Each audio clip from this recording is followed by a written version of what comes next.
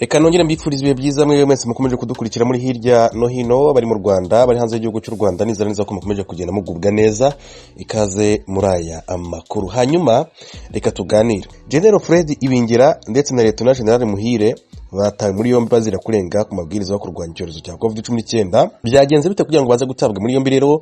Nkuko tubikesha kimwe mu bitangazamakuru bikorera ku butaka bw'u Rwanda bagira bati General Fred Ibingira na Lieutenant General Charles Muhire batawe muri yombi muri uku kwezi mu bitandukanye bazira kunyuranya n'amabwiriza yashyizweho agamije kwirinda ikwirakwira ry'icyorezo cya COVID-19 nkuko bitangazwa. Ati General Fred Ibingira asanzwe ari umugaba mukuru w'inkeragutabara Reserve Force mu gihe Lieutenant General Retired Muhire Charles nawe yigeze kuyobora umutwe w'inkeragutabara ndetse n'ingabo zirwanira mu kirere yagiye mu kiruhuko muri 2014.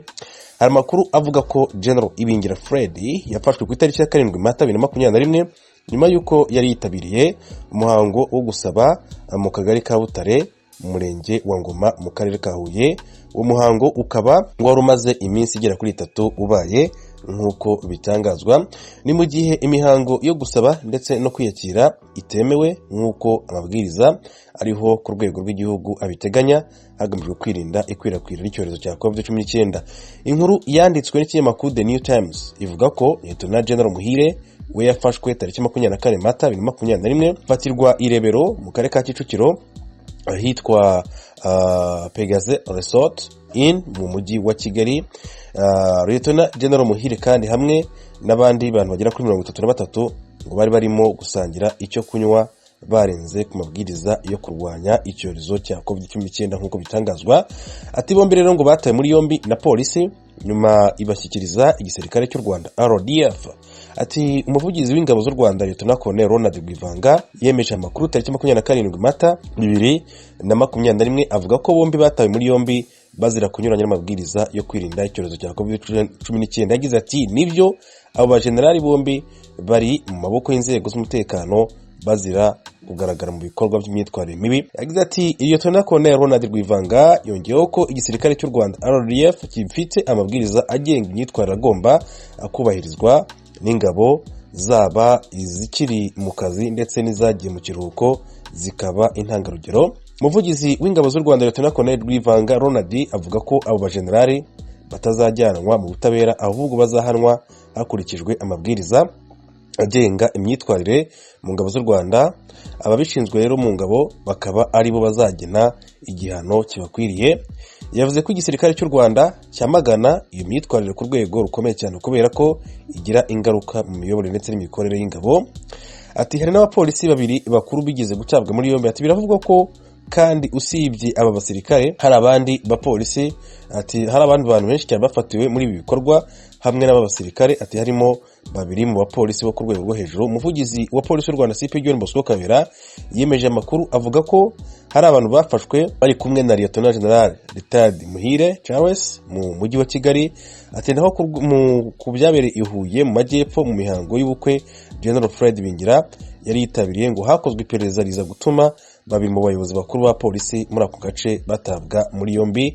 Abo ni CSP Francis Muheto uyobora polisi mu majyepfo y'u Rwanda na CSP Gato Karagire uyobora polisi mu karere ka Huye. Umuvugizi wa polisi y'u Rwanda CP John Bosco Kabera avuga ko abo bayobozi babiri ba polisi bafashwe bazira kuba bari bafite amakuru yabo bantu barenze ku mabwiriza yo kwirinda COVID-19 nyamara ntibagire icyo babikoraho.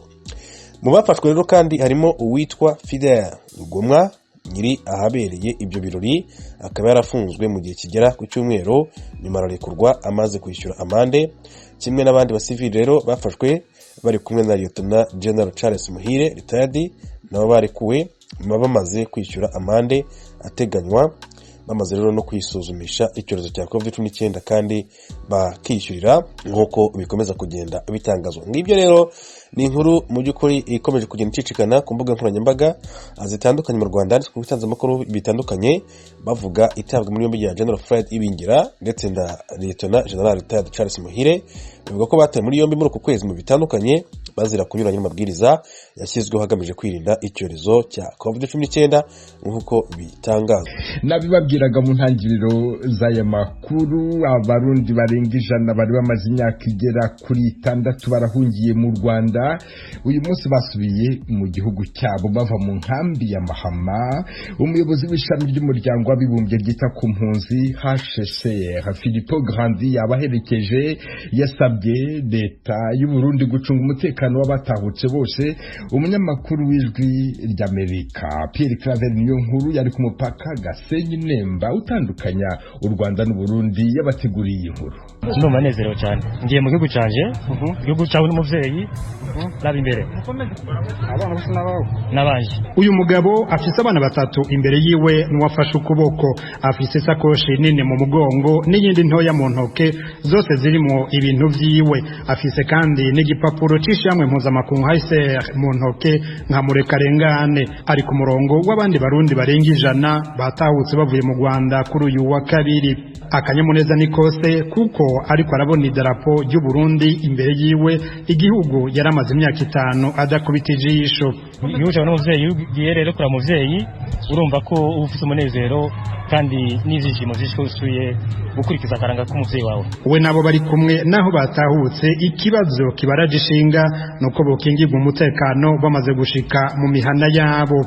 Umutekano twizeye neza ko uhari, kuko ukurikije amadisikuru turi kumva y'umukuru w'igihugu uri kubona ko anyotewe kuza amahoro mu gihugu cyacu, niyo mpamvu dushaka gusubira mu gihugu. Hashemeze neza kuko mbona abandi bariko barataha, yani kuri nta mpungenge mfite, kuko urabona n'ubukwe mu bundi buryo uri mu bukwe uraryoherwa. Umutima wanjye ndanezerewe rwose ko ngiye gusubira kubonana n'umuryango ngiye mu gihugu cyambyaye. Ngiye kuraba abavyeyi nsubire mu rugo, nongere mfate isuka mpinge. Ndumva nishimye no muhira bambwa ati umutekano ni wose ahubwo hungu kugira vuba mu Kayanza kubera nishimye ngeze mu gihugu cy'amavukiro. Iki ni gice ca mbere catanguriye abandi barenga 1000 bitegekanijwe ko bazotahuka muri yindwi. Aba baherekejwe n'ubutwara ishamwe mpuzamakungu HCR ku rwego rw'isi, ari mu rugendo yatanguriye mu gihugu ca Repubulika Iharanira Demokarasi ya Kongo ku ndwi iheze, akarubandaniriza mu Rwanda ndetse akaba ubu naho agiye mu Burundi. Filippo Grandi ahamagarira Burundi gukingira umutekano w'abahungutse bose. Arababazwa nuko imfungurwa z'impunzi zagabanutse ku bice birenga 60% mu Rwanda, agatinya ko harabo hava bataha kubera inzara. Avec le nouveau gouvernement nous avons un dialogue constructif. Ati mu Burundi hari ubutegetsi bushasha, dufite n'imigenderanire n'ibiganiro vyiza.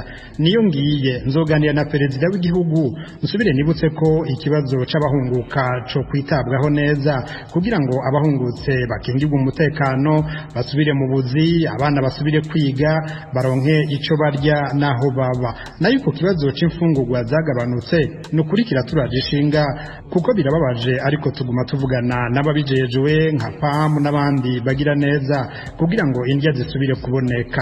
Turatinya ko hava haba n'abahitamo gutaha kubera ico kibazo, gusa twibaza tudakekeranya kw'igituma bataha aruko bumva batekaniwe iwabo. Les personnes qui retournent, le souci principal est la sécurité. Kuva mu kwezi k'umunani umwaka uheze, impunzi z'abarundi zitanguye gutahuka ku mugaragaro zivuye mu Rwanda. Abarenga 23,000 baramaze gutahuka. Hitezwe ko uyu mwaka uzohera abarenga 40,000 bahungutse. Ico bikoze umutekano w'abatarashaka guhunguka canke abasaba ubuhungiro uzoguma ukingiwe nk'uko vyemezwa na Olivier Kayumba, umunyamabanga ntayegayezwa mu bushikiranganje bwo kwitaho ibiza bujejwe impunzi mu Rwanda, kuri mikoro y'ijwi ry'Amerika. Waba afite ikibazo cyo guhunga, amarembo y'u Rwanda arafunguye, nta kibazo dufite kugeza uyu munsi. Ntabwo tufunga nubwo imipaka ibifunze, ariko iyo umuntu afite impamvu ituma ahunga turamwakira. Abarundi nibo bafata icyemezo bonyene b'impunzi, niba bifuza gutaha amarembo arafunguye yo gutaha, niba bifuza kuguma mu Rwanda nabyo turakomeza tubakire tubiteho. Ku mupaka wa Gasenyi Nemba aho izo mpunzi zaciye zakiriwe n'umushikiranganje w'intwaro y'agati mu gihugu mu Burundi Gervais Ndirakobuca. Ibyo garisa y'Uburundi ubukirajanje ekambiri yekano twarakiriye mwese bene wacu mwari mwahunze igihugu cyanyu, tubakiriye igihugu cyacu cy'u Burundi igihugu cy'amata n'ubuki. Turabakiriye muze murisanze bene wanyu babakunda kandi biteze kubakira no kubereka imigabo n'imigambi ya leta mbyeyi leta nkozi karibu. Ku mwaka uheze nk'ubu u Rwanda rwarimwo impunzi z'abarundi zirenga ibihumbi 72, ubu hasigaye abarenga gato ibihumbi 53. Mu ikambi ya Mahama niho hatahutse benshi kuko hasigayeyo abarenga gato ibihumbi 42. Pierre Claver Niyonkuru ku mupaka wa Gasenyi Nembuga b'u Rwanda n'u Burundi ku bw'Ijwi ry'Amerika. Kuva mu ntangiriro z'uku kwezi abategetsi ba komine Gitega mu murwa mukuru wa politiki y'u Burundi bahagaritse ubucuruzi bukorerwa ku mihanda. Icyo cyemezo cyafashwe kugira ngo bacururize mu isoko bishyura imisoro. Inkuru yateguwe na Eloge Wirikaneza. Ingingo yo kubuza abacururiza mu mihanda y'umurwa mukuru wa politiki ya Gitega bakunze kwitwa Vanderi yafashwe kuva ku itariki ya 5 ku kwezi. Abo yerekeye bemeza ko atamafaranga kwiye bafise yo kuja gupanga mu isoko nkuru, bakavuga ko ubuzima bw'imiryango yabo busa n'ubugiye guhagarara. None ngaha hanye batwirukanye jewe nta bundi buzima ni hamwe no tampa nangara mu gahinga sinoro nkiyonja niyo. Hanyuma abana bose je ntonza abana nije ndabasumira nije nongera ndiha n'inzu nongera ndabigisha no kubigisha. None umva ngiye kwangara mu gahinga byose bibaho gute. Umukuru w'igihugu avuga ati umunwa wose ugira icurya n'umufuko ugira icubushirana. Urumva byo bari biciye kubiri n'ibyo umukuru w'igihugu atubwiye.